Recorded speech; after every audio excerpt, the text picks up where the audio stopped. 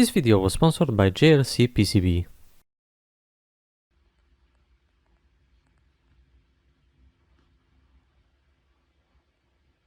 Hello everyone, today I've got for you a brand new upgrade kit for my original Onyx 1.5 glasses. The original design used a 3.5 audio jack for video input connection. I've designed super small HDMI converter with mini HDMI plug which can easily replace the original connector. As always, I've ordered my boards from JLC PCB. They always provide premium boards for super cheap. Just like before, everything came packaged very well. I've waited about a week for the shipment, which is quite impressive since it comes all the way from China to Europe. And here you can see the raw board. I love looking at fresh PCBs. It's like seeing something you made yourself come to life. Just like always, I will be transferring all of the components from my older boards since it's cool to recycle stuff. It's best to coat all of the parts with solder in advance. This way you'll be ready to solder all of the components at once.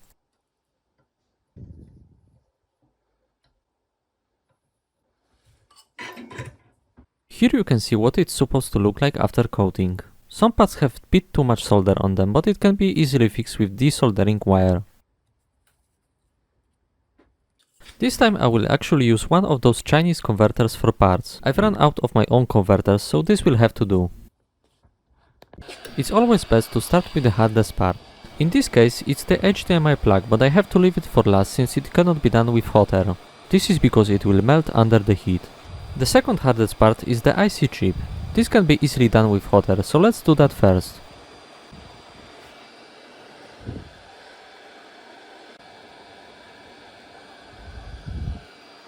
I've designed a new right temple piece in order to fit the HDMI converter. It's of course based on the original design, so it can be used with all other parts that you might already have at home. I've used regular yellow PLA, but you can use PETG for more rigid build.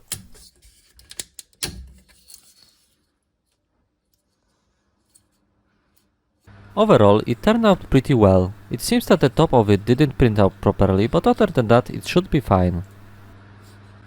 What's most important is that the HDMI converter fits very well inside the plastic housing.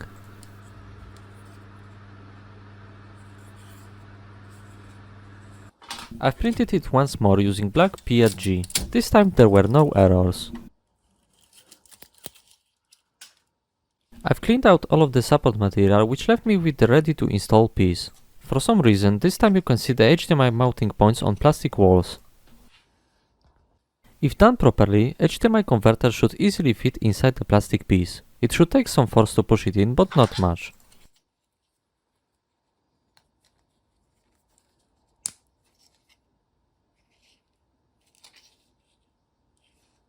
Just like in the original design, you will need 3 pieces of the Kenner wire for the video signal and voltage. Of course you can try using thicker wires, but doing so may make it impossible to put the wires inside the plastic piece. Now that you have the wires ready, put them through the hole all the way to the other side. It can be difficult at times, so be patient with it.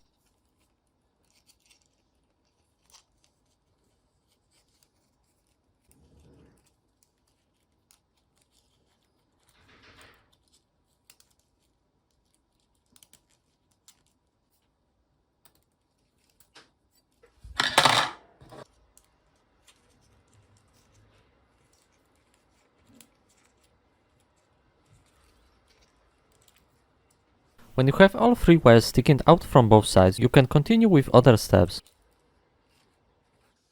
Now you should gently pull the wire ends in order to strip them slightly. This is necessary in order to solder the wires to the HDMI converter. Now solder each wire to the 3 solder points on the converter's edge. You should of course mark which wire is which, because you will need this information later on.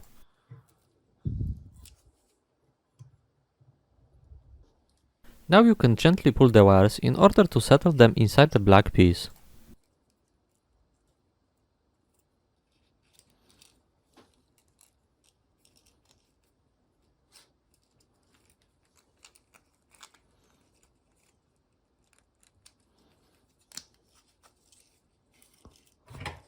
Here is a brand new converter cover. I've designed it so that you don't have to melt the plastic together. Just push it inside the plug piece and that's it.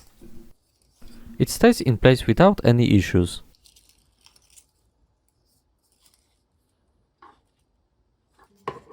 And now you can install the brand new HDMI version to your pre-existing glasses.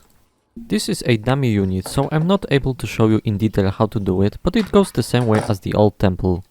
I'm also using the connector version of the FLCOS board, so just imagine that everything fits together properly.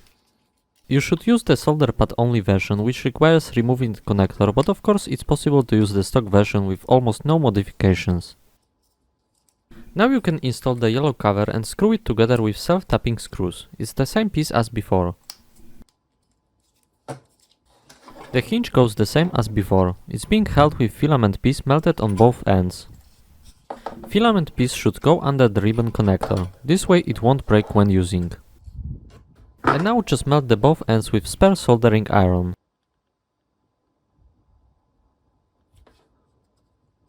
Once again, make sure that all wires are soldered properly and that the ribbon sits inside the connector.